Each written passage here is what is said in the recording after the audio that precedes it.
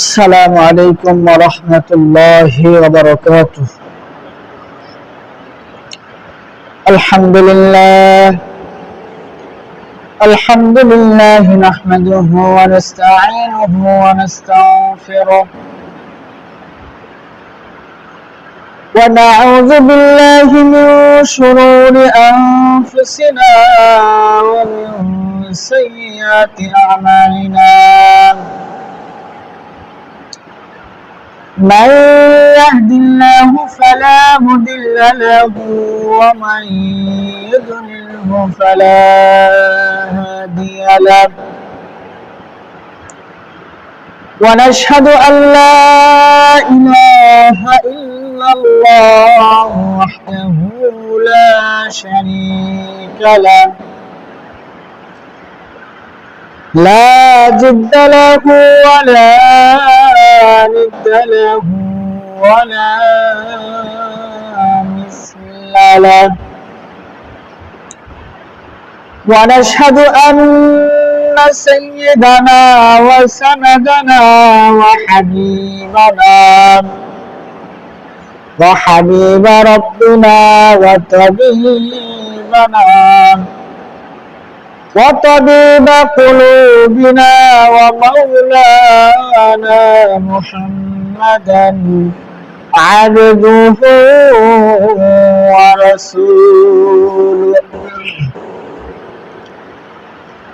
الذي أرسله بالحق بشيرا ونذيرا وداعيا إلى الله بإذنه وسراجا منيرا. أما بعد، فقد قال الله تعالى في كلامه المجيد وفي فرقانه الحميد: أعوذ بالله من الشيطان الرجيم. بسم الله الرحمن الرحيم. وأنفقوا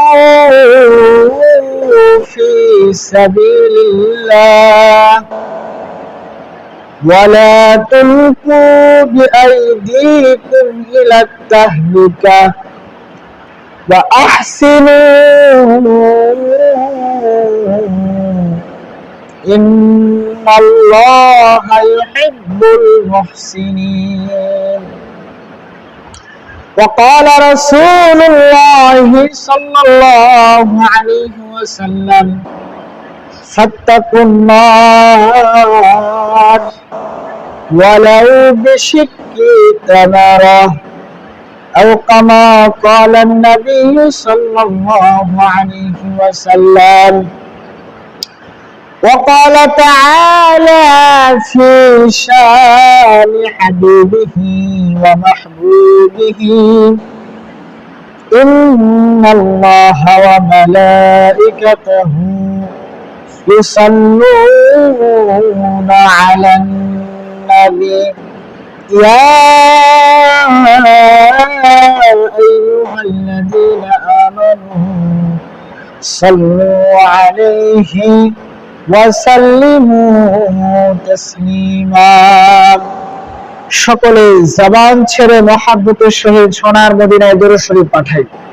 আল্লাহুম্মা সাল্লি আলা মুহাম্মাদ ওয়া আলা আলি মুহাম্মাদ কামা সাল্লাইতা আলা ইব্রাহিম ওয়া আলা আলি ইব্রাহিম إنك حميد مجيد. اللهم بارك على محمد وعلى آل محمد كما باركت على إبراهيم وعلى آل إبراهيم إنك حميد مجيد الحمد لله ثم الحمد لله محترم मुकर्रम काबिल एहतराम हजरत मुसल्लियान किराम আল্লাহ পাকের শাহের সব দরবারে লাখো কোটি শুকরিয়া যে মহান মালিক আমাকে আপনাদেরকে অত্যন্ত মায়া করে মহব্বত করে ভালোবেসেন সাইয়্যিদুল মাকান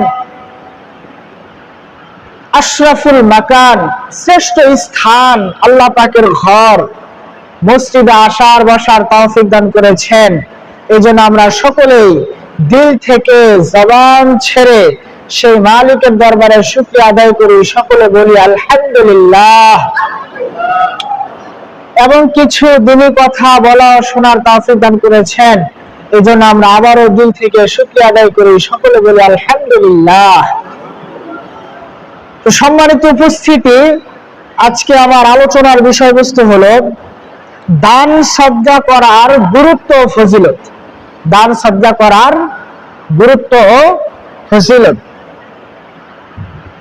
এই সম্পর্কে বিস্তারিত আলোচনা করব ইনশাআল্লাহ, হয়তো কয়েক জুমা লাগতে পারে।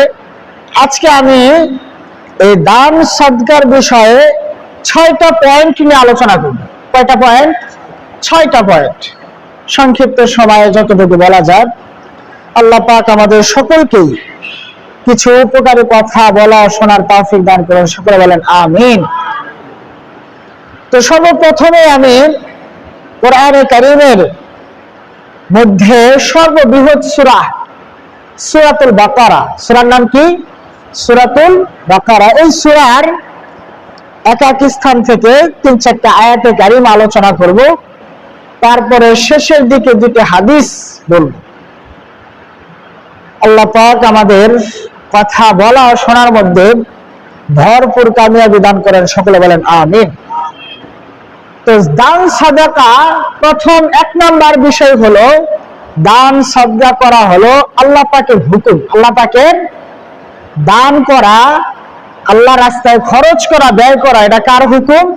আরে কাজ করা বলেন আল্লাহ। তাহলে 1 নাম্বার হলো দান খয়রাত করা আল্লাহ পাকের হুকুম। কোরআনে কারীমের মধ্যে আল্লাহ পাক বলেছেন وأنفقوا في سبيل الله ولا تلقوا بأيديكم إلى التهلكة وأحسنوا إن الله يحب المحسنين আল্লাহ পাক রব্বুল আলামিন আয়াতে কারিমার মধ্যে বলেছেন আনফিকু ফি সাবিলিল্লাহ, হে আমার বান্দারা, হে আমার বান্দাগণ, তোমরা আমি আল্লাহ রাস্তায় খরচ করবে। সুবহানাল্লাহ। তাহলে কার রাস্তায় খরচ করতে হবে? আল্লাহ রাস্তায়। আল্লাহ রাস্তা কি কি? সংক্ষেপে বলি যে যত ভালো জায়গা আছে, বৈধ স্থান আছে, আল্লাহ পাক যেখানে যেখানে খরচ করতে বলেছেন এই সবগুলো আল্লাহ রাস্তা বলেন। সুবহানাল্লাহ। আল্লাহ পাক খরচ করতে বলেছেন নিজের উপরে। উপার্জন কামাই তো করা হয় খরচ করার জন্য। কি বলেন? আপনি আমি যে উপার্জন করি, কামাই করি, এটা কিসের জন্য? খরচের জন্য না। খরচের প্রয়োজন, এই জন্যই তো কি করতে হয়? কামাই করতে হয়, কাজ করতে হয়। তো এই জন্যই আল্লাহ পাক গুরুত্বের সাথে বলেছেন খরচ করতে হবে। খরচ করবে কোথায়? তুমি প্রথমে তোমার নিজের জন্য খরচ করবে, তোমার নিজের যে প্রয়োজন, তারপর তোমার পরিবার পরিজন, তোমার আত্মীয় স্বজন, তোমার সন্তানাদি, তারপরে আরো সমাজ কল্যাণমূলক যত কাজ আছে, মসজিদ, মাদ্রাসা, দ্বীনি কাজ, অর্থাৎ এমন কাজ যেখানে ইনভেস্ট করলে, আপনি খরচ করলে এই দ্বীনে ইলাহি অর্থাৎ আল্লাহ তাআলার দ্বীন উঁচু হবে, এই দ্বীন পুরা দুনিয়ার মধ্যে ছড়িয়ে পড়বে, এই দ্বীনের মর্যাদা বাড়বে, এরকম যত কাজ আছে এই সকল কাজে কি করা? খরচ। তাহলে আমরা জানতে পারলাম 1 নম্বর বিষয় হলো খরচ করা হলো আল্লাহ পাকের হুকুম।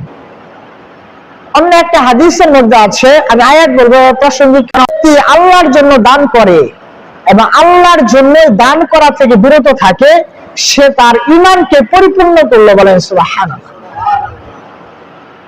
আর আল্লাহর জন্য দান করা যেমন দিনই কোনো কাজ, দিনে মাহফিল হোক বা মসজিদ মাদ্রাসা বা সমাজ কল্যাণমূলক কোনো কাজে এখানে দান করা, এটা কার জন্য করবেন? আল্লাহর জন্য। যেহেতু আল্লাহর বান্দারা রাস্তায় চলবে, ঠিক কিনা? আল্লাহর বান্দারা মসজিদে কি করবে? ইবাদত বন্দেগী করবে, আল্লাহর গুণগান গাবে। মাদ্রাসা, সেখানে আল্লাহর বান্দারা কোরআন শিখবে, হাদিস শিখবে, আল্লাহ পাকের হুকুম আহকাম গুলো শিখবে। এই জন্য আল্লাহর জন্য দান করা, আল্লাহ বলছেন এই জন্য। আবার আল্লাহর জন্য দান না করা কি জিনিস? এক জায়গায় নাটক হবে, সিনেমা হবে, যাত্রা হবে, বাউল গান হবে, অবৈধ কার্যকলাপ হবে, বর্তমান প্রচলিত উরুস শরীফ হবে, প্রচলিত যে উরুস যেখানে শিরক বিদআত বিভিন্ন ধরনের কথাবার্তা সেখানে থাকে, এরকম জায়গায় দান করা থেকে বিরত থাকবে, তাহলে আল্লাহর জন্য বিরত থাকবে। বুঝতেছেন আমার কথা? প্রচলিত যে উরুস শরীফ হয়, এখানে কিছু ভালো হইলেও অনেক বিশাল বড় বড় সাংঘাতিক কিছু গুনাহের কাজ, শিরক কুফরির গুনাহের কাজ চলে উরুস শরীফ। এমন এমন কিছু শব্দ উচ্চারণ করে জিকিরের ফাঁকে ফাঁকে, জিকির তো হু হু করে, আল্লাহ আল্লাহ বলে, তা অশুদ্ধ। বাকি বিভিন্ন বাউলের সুরে বিভিন্ন ছন্দমালা ইত্যাদি বলে, যেগুলো অনেকগুলাই মানে কথাবার্তা এমন যে অনেক পর্যায়ে শিরিক হয়ে যায়। বলেন না আউযুবিল্লাহ। তো জন্য এরকম জায়গা অবৈধ কাজে সে দিবে না। কার জন্য দিবে না? আল্লাহর জন্য খরচ করবে না। তাহলে আল্লাহর জন্য দান করা এবং আল্লাহর জন্যই দান থেকে বিরত থাকা, যে ব্যক্তি এরকম করবে, সে কেমন যেন তার ঈমানকে পরিপূর্ণ করলো। বলেন সুবহানাল্লাহ। এই জন্য সম্মানিত উপস্থিতি, আমাদের টাকা পয়সা ভালো কাজে ভালো জায়গায় আল্লাহ পাক যেখানে খরচ করতে বলেছেন সেখানেই খরচ করতে হবে, সেখানেই ইনভেস্ট করতে হবে, ঠিক কিনা? করবো তো ইনশাআল্লাহ। আল্লাহ পাক আমাদের কবুল করেন, সকলে বলেন আমিন। তাহলে এখান থেকে আমরা এই আয়াতে কারিমা থেকে জানতে পারলাম দান করা হলো আল্লাহ পাকের হুকুম। দান করা কি আল্লাহ পাকের? 2 নম্বর বিষয় হলো কিয়ামতের বিপদ আসার আগেই দান করতে হবে। কিয়ামতের বিপদ আসার আগেই দান করতে হবে। কোরআনে কারীমের মধ্যে আল্লাহ পাক বলেছেন যে, হে ঈমানদারগণ, আমি তোমাদেরকে যা কিছু দান করেছি তোমরা ওই দিন আসার পূর্বেই খরচ করো, ব্যয় করো, ইনভেস্ট করো, যেদিন কোনো বেচা কেনা থাকবে না, যেদিন কোনো বন্ধু বান্ধব থাকবে না, যেদিন কোনো সুপারিশকারী থাকবে না, ওই দিন আসার পূর্বেই তোমরা কি করো? খরচ করো। দেখেন আল্লাহ পাক কি বলে, ইয়া আইয়ুহাল্লাযীনা আমানু আনফিকু মিম্মা রাযাকনাকুম মিন ক্বাবলি আন ইয়াতিয়া ইয়াওমুন লা বাই'উন ওয়ালা খুল্লাতুন ওয়ালা শাফাআ ওয়াল কাফিরুনা হুমুল যালিমুন। আল্লাহ পাক রব্বুল আলামিন আয়াতে কারীমার মধ্যে বলেছেন, হে ঈমানদারগণ, এখানে ঈমানদারদেরকে লক্ষ্য করে বলেছেন, হে ঈমানদারগণ, তোমরা ওই দিন আসার পূর্বে খরচ করো। আমি তোমাদেরকে রিজিক হিসেবে যা কিছু দিয়েছি, আমি তোমাদেরকে যা কিছু দান করেছি, তোমরা ওই দিন আসার পূর্বে খরচ করবে, যেদিন কোনো ক্রয় বিক্রয় থাকবে না, যেদিন কোনো বন্ধু বান্ধব থাকবে না, যেদিন কোনো সুপারিশকারী থাকবে না, ওই দিন আসার পূর্বেই তোমরা খরচ করবে। সুবহানাল্লাহ। তাহলে কিয়ামতের দিন আসার পূর্বেই কি করতে হবে? খরচ করতে হবে। আমি আপনি চলতেছি যদি কিয়ামত হয়ে যায় আর খরচ করার কি থাকবে না? সুযোগ থাকবে না। এই জন্য আমাকে আপনাকে আল্লাহ পাক যেই ধন দৌলত টাকা পয়সা দান করেছেন, এটা আমি আলোচনা করেছি পূর্বে যে এটা আল্লাহ পাকের অন্যতম একটা নিয়ামত। এই জন্য এই টাকা আপনার সুস্থ থাকতেই, আপনার মেজাজ ঠিক থাকতেই, মাথা ঠিক থাকতেই এগুলা ভালো কাজে ইনভেস্ট করতে হবে, ভালো জায়গায় কি করতে হবে? খরচ করতে হবে।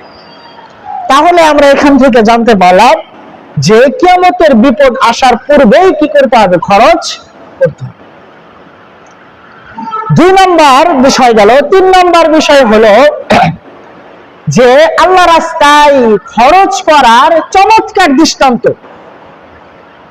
সুন্দর একটা উদাহরণ আল্লাহ পাক কোরআনে কারীমের মধ্যে তুলে ধরেছেন, যারা আল্লাহ রাস্তায় খরচ করে।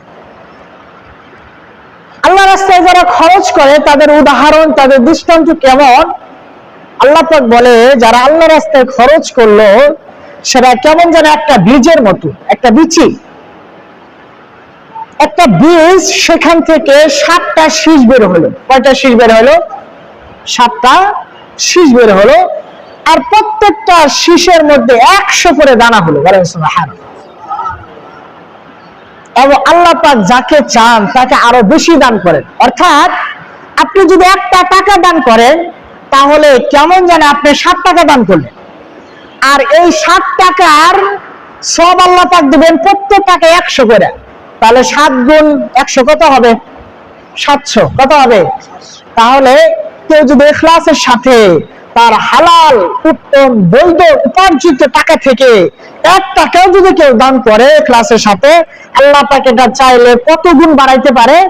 700 গুণ। কত গুণ? 700 গুণ। এবং আল্লাহ পাক পরে বলেন, আল্লাহ পাক যাকে চান তাকে আরো বেশি দান করেন। বলেন সুবহানাল্লাহ। তাহলে কি আল্লাহ রাস্তায় দান করার দরকার আছে? দেখেন আয়াতে কারিমার মধ্যে আল্লাহ পাক কি বলেছে, মাসালুল লাযিনা ইউনফিকুনা আমওয়ালাহুম ফি সাবিলিল্লাহ